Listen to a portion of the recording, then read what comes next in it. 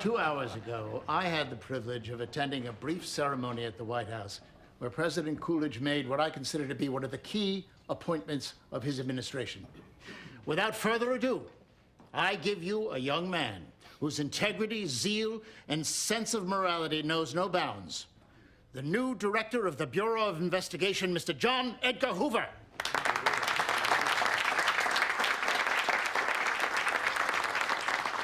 Thank you, Mr. Attorney General, for that wonderful introduction.